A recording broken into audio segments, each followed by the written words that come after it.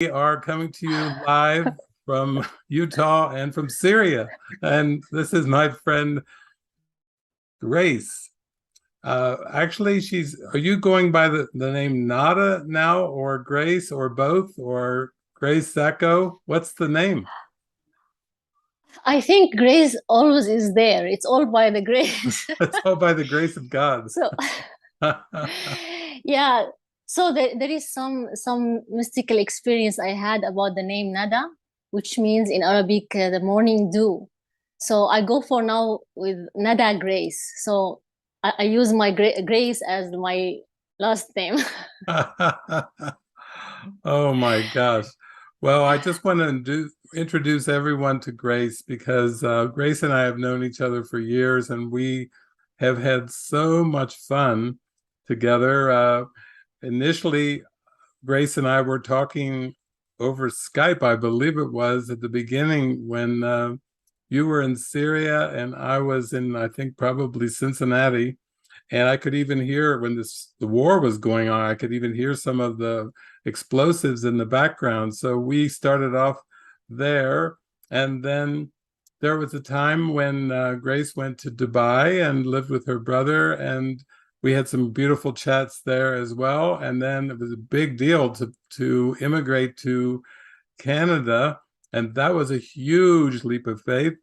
And then now you've got your Canadian residency, and yet you're on a healing mission going to Europe and then back to Syria, where you are now, and then off to Dubai. So thank you for coming on live. And I just am so grateful for you as a friend.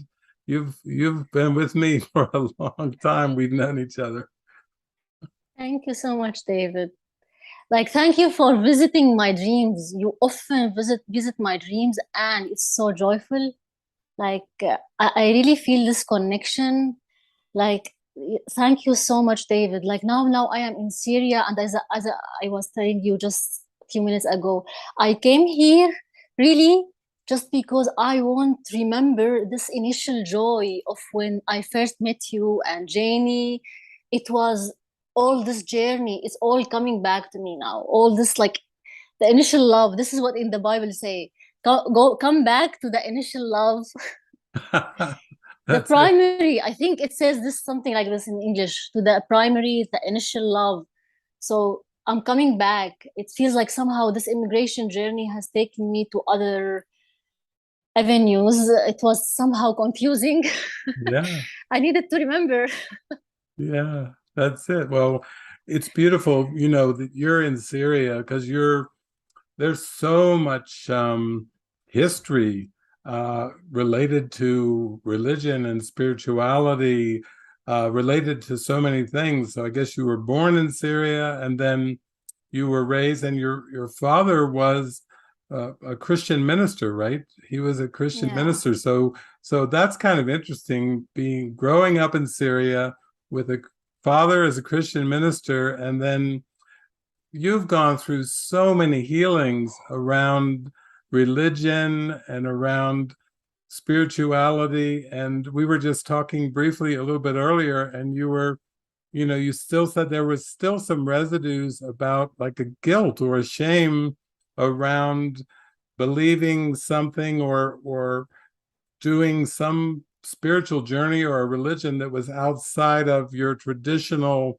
Christian upbringing, your programming. And so it was so beautiful because Grace said she's back in Syria. She's visited her dad who was not well, and she was praying to Jesus. What about all this crucifixion and blood and all this bloody mess? And what did Jesus tell you? What did the voice tell you? Yeah, so I was having this conversation, and like I was saying, like, there is still some charge whenever I remember that, because my father had really this, there was some kind of seriousness when he wants us to believe in the sacrifice and the blood. And I was really in that deep prayer when I said, Jesus, what about this blood thing? He said, don't project that bloody thing on me, because it was so nice. And I said, wow, because there is still the belief in me that there is the need for like something for revenge, like there is still belief in attack thoughts, something that this kind of the force, something that needs to attack, the violence, even if I want to call it karma, like even if as long as something needs to be paid. So it felt like wow. And I said, wow, it looks like I have a huge mind that I projected the whole thing on the church. Yeah. I mean, on the whole, like on my whole life story. And I said, wow, please show me more and more of these answers. Like, show me more. Yeah. Yeah. Oh, it's beautiful. Well, I have to say, I have known you for years, and I always have appreciated that you just wear your heart on your sleeve. You are so authentic. You just learned more and more that we could have these heart-to-heart conversations and you could trust. And you just began to just open up and share all your thoughts, which I think is still really rare in this world in terms of the way this world is. You know, for somebody to develop trust quickly enough to be able to just pour it all out and lay it on the table, I would say that that really has accelerated your spiritual journey in an amazing way. And because when we would talk at any time of the day or night. Obviously, there was a big time difference between United States and Syria. And then there was a lot going on and in your mind, and yet you were very open about everything. And then when the opportunity came, we talked many times when you were in Syria, but when the opportunity came to go to Dubai, you did feel intuitively like this was like some kind of a major step to go and stay with your brother. And I remember too when I took a trip from Sweden, from Stockholm. I stopped in Dubai, and there, and Grace met me at the airport. We set the world record for the longest hug in an airport because we just had been talking to each other for so long, and we really hadn't met in person. And Nina was there with me, who also was in Canada, was a dear friend of you when you arrived in Canada. But yeah, maybe you can just tell us, what was that first step? What did that really feel like for you, leaving Syria and being able to go to Dubai as a first step in like this amazing journey that you've had? What was that like for you? Hmm.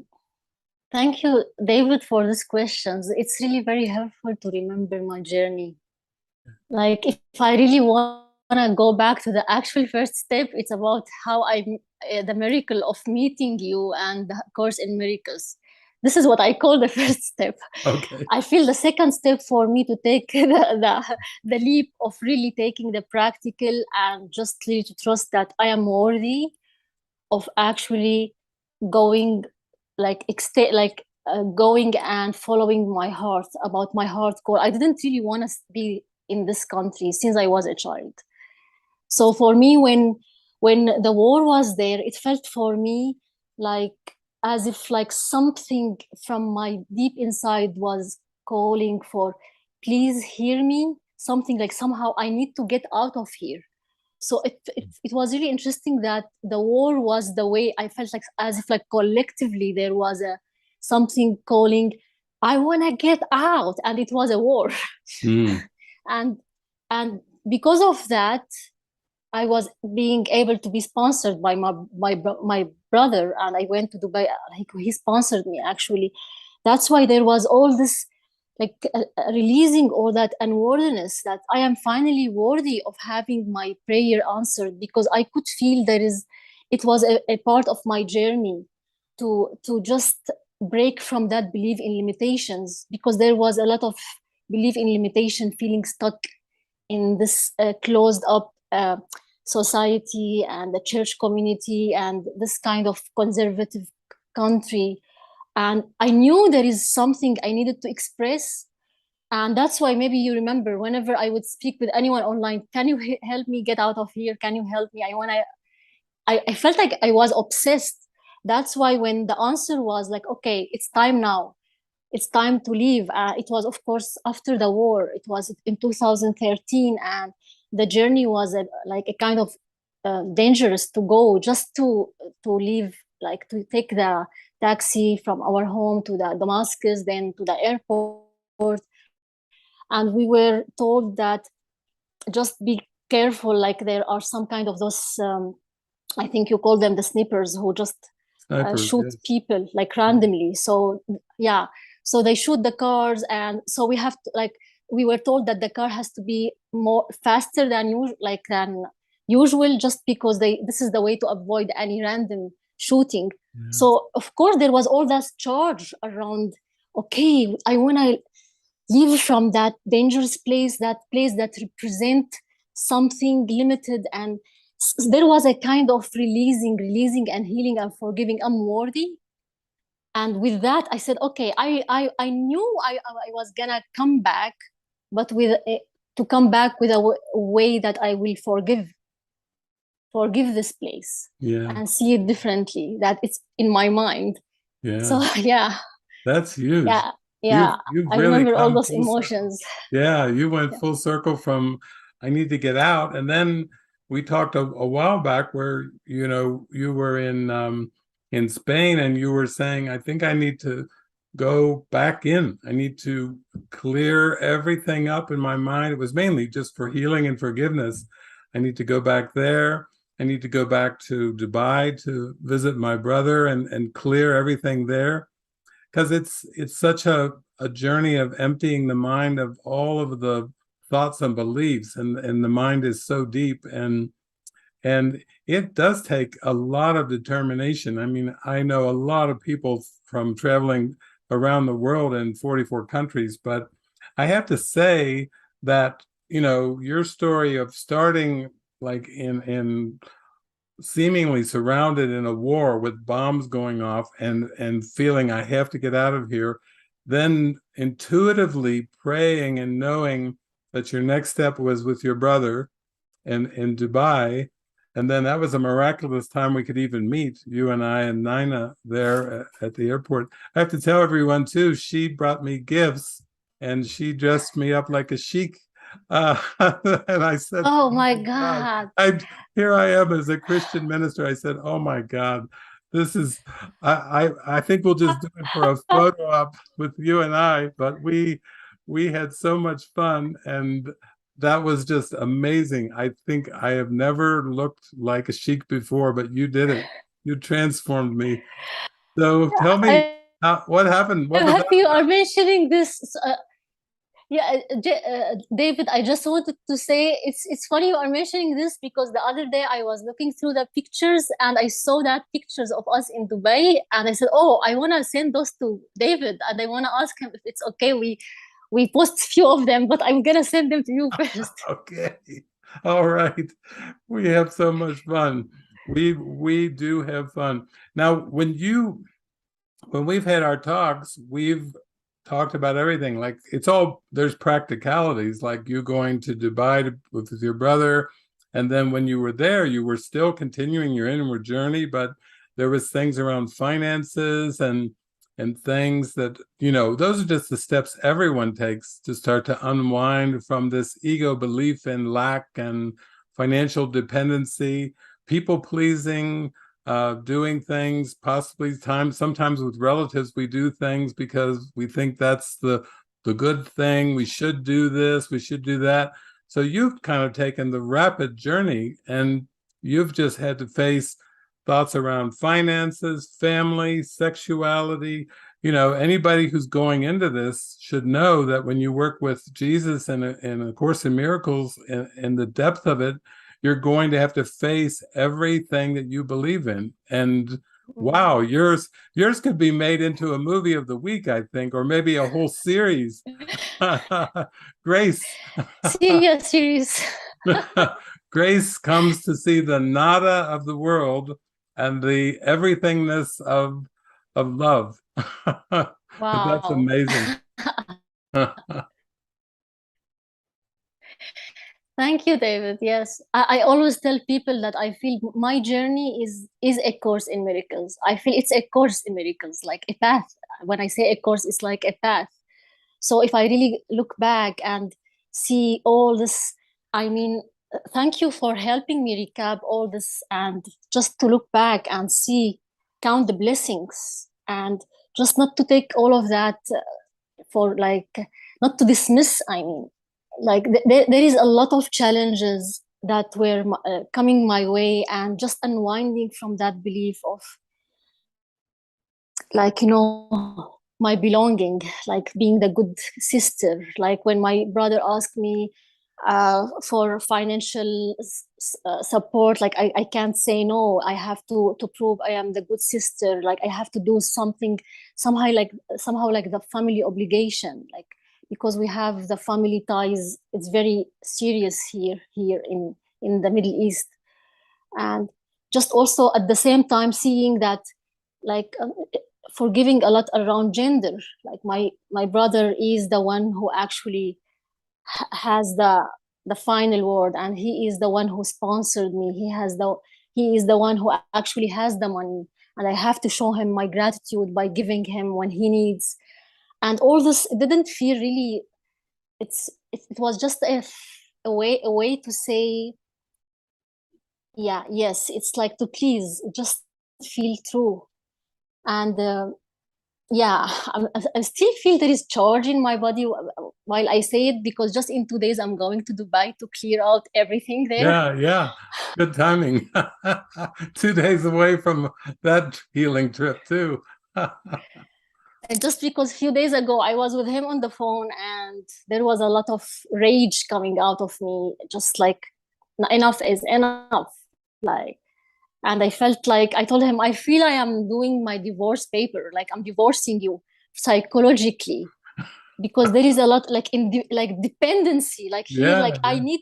I need to divorce you. I feel it's not really about any money as much as about like something like a umbilical, they call it cord, the cord. Like I need to Umbilical cut cords. something. Yeah, Yes. you've had a sibling, a belief cord holding in your mind the sibling self-concept, and now you're doing this for the whole universe. You're healing all family constellations. You're healing all codependencies with your willingness in your mind to just follow your intuition and follow the spirit. The other thing I remember too is when you got to Dubai, you were there for some time, and then that feeling again, when we would talk, you would say, I need to get out. I need to get out. And so I remember us praying and praying and praying. And I talked to Emily, I talked to Jason, Kirsten, Francis, and I'd just say, yeah, I just feel Grace's heart. She's praying and praying and praying and praying. And she really needs a country. She just needs a country to go to. So I was like, well, let's see. What is one of the most open-minded countries I can think of out of all the countries in the world? And I thought, Canada. Canada is a possibility. And then Grace was saying, well, yeah, they do accept refugees, and that's quite amazing about Canada, how they accept refugees. One of the most open countries I've ever seen in terms of the world. And then the more we prayed was like, well, you have to have a sponsor. And we're just a band of mystics. We live just a simple life. So we don't have like big bank accounts and lots of worldly symbols, lots of cars and houses and bank accounts. But we did have a nonprofit up in Yeah. Canada. It was called Living Miracles Canada. So I just started. It was one of those far out ideas where it felt Jesus was saying, yeah, you've got a nonprofit now, use that to get Grace over to Canada. And I'm like, really? Wow, I never thought of that. I've never done anything like that before in my life, before then or since. It was just a beautiful prayer. Well, Jesus is going to get Grace out of the Middle East somehow. Wow. And Wow. and there was a big synergy. And I know there was lots of calls, and I know Jason and Emily had lots and lots of calls with you, and I'd have an occasional call. But tell us about that. That was like a giant leap too, because Oh my God. for a lot of people in the Middle East, they would like to come to another Mm. country. And even I meet people in South America who have said in Argentina, Colombia, Venezuela, we would love to come to the United States or Canada. And so tell us how that happened for you. You just had to take every step, almost like you were a secret agent and you were on a possible mission, but you had to really follow your heart and keep your prayers and determination going. Oh my God, David, that I feel that was the miracle of my life. That was the practical. I mean, when I speak about practicality, I feel like because going to Dubai was a step, but I didn't feel really. I was still in that region. I wanted really to be in a as I said in a free place in terms of like what I mean from all the sides of the like releasing and expressing and feeling that I can even be closer to you. The thing is, I remember that night I was really in tears praying that I need to pray for please help, like just practically help me out of here again, like help me out of here. The same prayer I prayed in Syria, I prayed in Dubai. I spent the whole night. I said this time I want really to ask for something practical again, because usually I only like pray for peace and love, but that night I spent the whole night. I need to get out of here. I need a miracle. And when I woke up, I saw a video on Facebook by someone posting that Justin Trudeau welcoming Syrian refugees. And I said, oh my God, it might be Canada. Then it was when I contacted you and you said, yeah. and and you called Jason right away. We were on the call when you called Jason, and Jason like he jumped like in with us and he said, oh, we are going to Canada, me and Emily, just in 1 month. And it might be very synchronistic that they will be there. I didn't even imagine actually that you have a place in Canada. I thought the best thing I thought is that I will go to, you will send me invitation to United States, then I will cross the borders to Canada. But I didn't believe that you can sponsor me to go to Canada. So when you said, yo, you have actually a non-profit in Canada, I said, what? And Jason, he said, nobody is there actually, but now me and Emily, we are going there next month. And this is what happened. They went to Canada just when we were speaking about that. They went the following month, it was in January.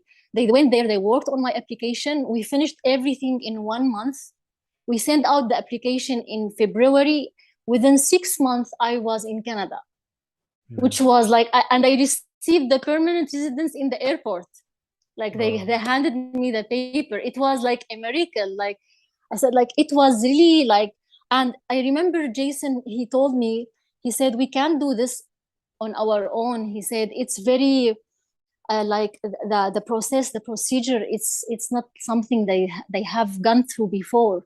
He said, maybe you can help us to link us with someone like immigration office or something. And I didn't know anyone myself then. So I called the immigration office in Dubai. I asked them if they know someone.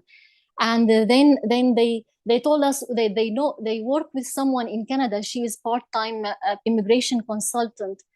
And we contacted her. We were supposed to contact her through the office in Dubai. But then after Jason and Emily, they contacted her, it was just like the spirit flowing. And she was only 5 minutes away from Jason and Emily in Vancouver in Canada.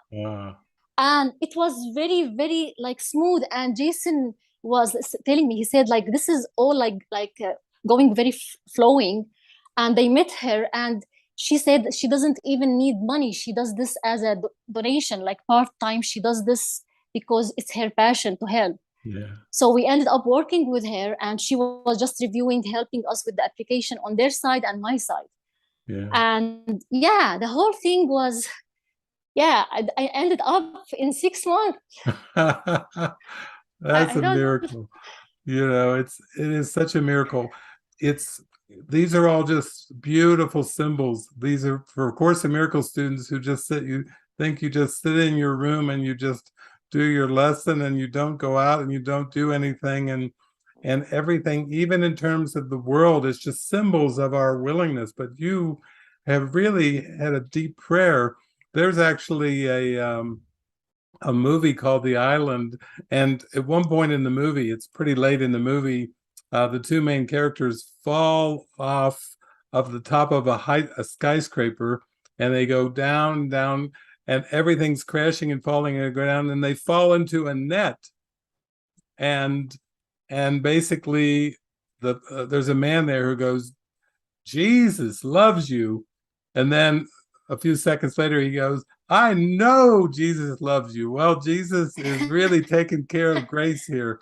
Oh, I'll say that much. Jesus has been watching you. oh, Now, I want to shift a little bit because I remember you picked up the guitar and you started practicing and you learned the guitar and you have a beautiful voice. And that's an example of the Spirit coming through you, because even when you got to Canada, that was something that the Spirit used through you. I mean, there's a lot of refugees coming in there. There's a lot of people from Syria. It's a whole new world. It's a whole new life. They're frightened. They're disoriented. They don't know how they're going to yeah. survive. And you show up with your guitar and these beautiful love songs and songs that came through you. So tell me a little bit about the guitar and the songs. How did that get activated in you? I just want to say that the guitar was my mighty companion. It got you through a lot. Yeah. Actually, I became much better guitarist in Canada because I spent much more time, like a lot of time, just especially when there was all those waves of like going through the nowhere and not knowing what to do. It was just my holding my guitar and playing the music and just putting myself out there, showing up, letting people know that I would love to share this music. So I was actually invited a few times to an event, so few events in Canada, in Vancouver. I performed in few of them, like they were like fundraising for Syrian refugees. Some of them, they were just like humanitarian, but few of them actually I started as like for those who were uh, for Syrian refugees, but it was also about, you know, it's not just about the for Syrian. There, it was more about sharing the joy and the love. It's not just about the seriousness of the war. So that's why I wanted to bring this joy and sharing from my story, sharing the joy and the love. And also sometimes I performed as hand drummer because I discovered I am very great hand drummer in Canada. Good. It Another was pouring talent. through me, and some people thought that yeah, I didn't even know that before landing in Canada that I am great and at drumming. And people would tell me that you become like a channeler when you drum.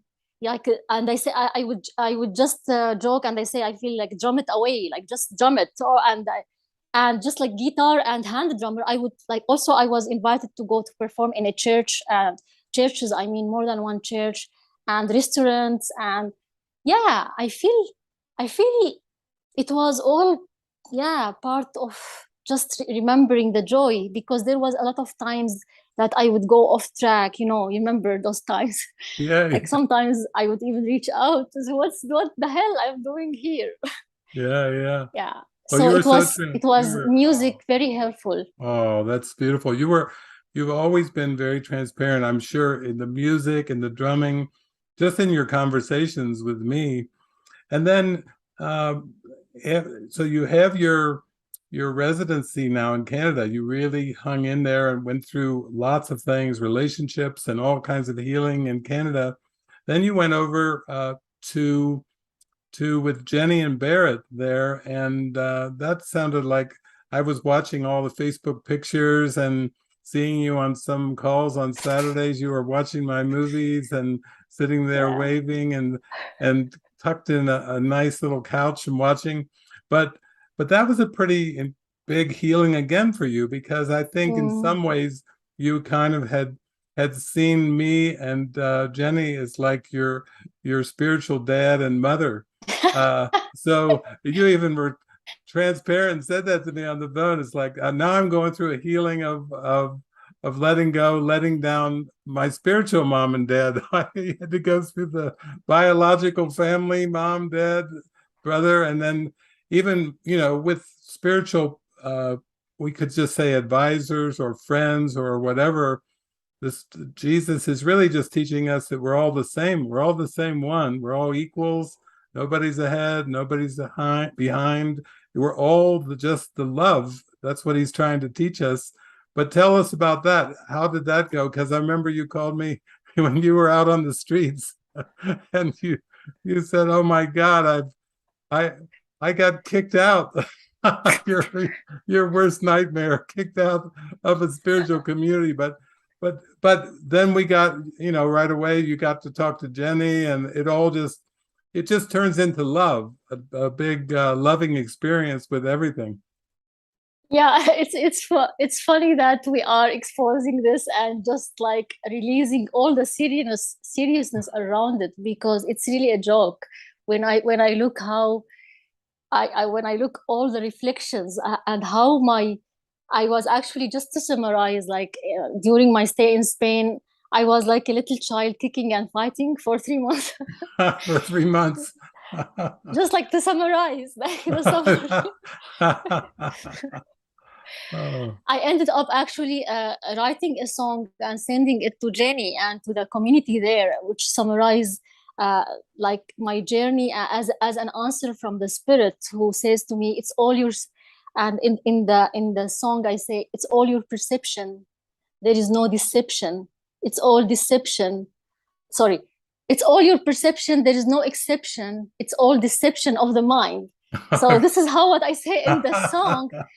And then I say, "My child, no need to hide. My child, no need to bite." So because and I told Janie at one point, David told me this words when I was new in Canada, and it was really tough when I heard this, or like don't bite the hand that feed you, and there was still charge around what this means, and I knew that even though you explained to me you were talking about the Spirit is the hand that feeds us, we were not talking about people. Yeah. So since there was still charge in me around like believing that like somehow there is something that I was still releasing about why this happened, or why David said that, why Living Miracles did that as my sponsors. So Jenny kept repeating to like whenever I would kick and bite, Jenny says, "Don't bite the hand that." she kept giving it back to you. Oh my God, it's back again in Spain. So actually, I think she kept repeating it until I get it. Oh, that's the way the Spirit works. Until there was no charge around it, I really started to feel the love about this. Okay, it's all because there was still desire for war in me. It was clear that there is the warrior in me who wants to kick, and like it felt like sometimes it felt like very hard for me just to allow the Spirit and not to defend. Yeah, oh my God, like yeah. And that's why at the end, by the end of the my stay, I had to leave Spain anyway, because I couldn't stay more than 3 months as a Canadian tourist. So there was a sense of, because I have my own trauma around like abandonment and rejection, so I was still working through it. And by the time of me leaving there, all that was flooded in me. There was panic around feeling now I am moving, and somehow feeling that they are kicking me out. Now they are changing. There is something. So it felt like I was conspiring to escape before I have to leave. So I wanted to leave before I leave.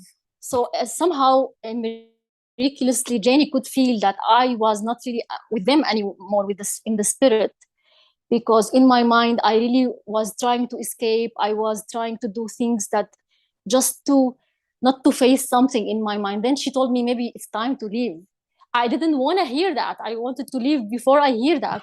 So it felt like I had also to face the belief in rejection. Yeah. So, okay, oh, Janie rejected me, or the community rejected me, when actually I was just facing all this belief in my mind that I was projecting on. I wanted people to tell me that. So I wanted Janie to tell me that, so I can see what's really in my mind. So yeah, we are still talking, me and Janie. She's still supporting me. She's still like, yeah, my I call her my angel. Yeah, yeah. Yeah, That's so beautiful, yeah. because I think anybody who goes through the transformation and the mind training knows that it's about reclaiming the power of your mind, reclaiming the power of being aware of the power of your thoughts and the power of prayer. And so you're just, this is like a movie of the week. You've gone from having this passion and this intensity in living in Syria. It's kind of like uh, you've kind of had this spiritual warrior kind of concept, and then Oh little by yeah. little, Jesus is using the passion that you have and the Oh prayer and the determination, and he's washing away everything. So now it's not a grace. oh You're yeah. morphing into not a grace. You know, Buddha had to become from Siddhartha to the Buddha. And Jesus had to go Yeah. from Jesus of Nazareth to Jesus Christ, which Oh is not a yeah. last name. That's just a state of mind. Christ is a state of Mm, mind of one with mm, God. I and the Father are one. So it's beautiful that your journey has all the passion and strength and determination that you need to go on this journey to God, but also you're getting softer. The worn edges mm. are going out. You know, you can see now that that was just when at the very end there in Spain, it was more like, no, don't, you can't tell me to leave. I'll leave first before you tell me to leave, to prevent rejection. But in the end, it's you're just getting rinsed free of this betrayal, rejection, Yes. belief. Yeah, that's all that's really Mm-hmm. happening. Yeah. Yeah. It's not like a race. Who's gonna say go first? Right. Yeah, and thank you. Thank you, David. Like, yeah. Also, when you said something about the spiritual warrior, there is something. It's helpful to look at this fire. Like, I feel sometimes there is fire in me. It's good to see this as passion that I can use for the spirit, because sometimes I would feel like bombarded by doubts about why even I am staying there. Like what? Like I would even wonder. I tell like I expect Janie to kick. I expected her to kick me out way before. So, but whenever I tell her, I should leave. It's not my place here. She looks, she looks at me and she say, I see you. I see there is a potential here. So I know that she believed in me, and maybe that's why I wanted to try to fight more to see how far she would be. Like a teenager. You're like a teenager testing how far can I go? Yeah, but it's really funny to see all this beliefs surfacing to that. Like it was somehow I was dealing with a lot of shame to see all that teenager in me, which maybe because I never felt I expressed this in my life here in Syria. I was always feeling like restricted and constrained. Like Yeah. yeah, it's like something as if like I was when there is the expression of like feeling inside the cage, like when the animal is inside the cage and suddenly they find someone who can they want just to fight someone, Yeah. and this the desire for fight, it just came flooding, and now I can see more. Okay, do I need to fight any like this, or can I just, as you said, I can use, like there is something about this passion that I can actually offer the spirit. Yeah. Yeah, this Yeah. fire. Yeah. I Yeah. think it's I think you've got so much light to shine and so much to give to the world.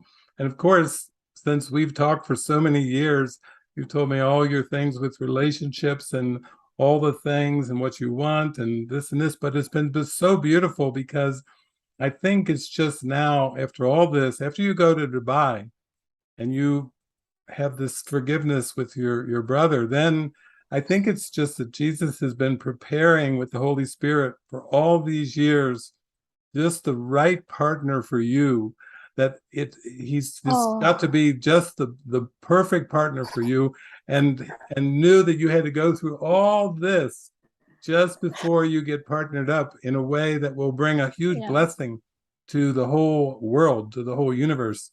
And I think that's the thing, a holy relationship, it doesn't have a beginning and doesn't have an ending.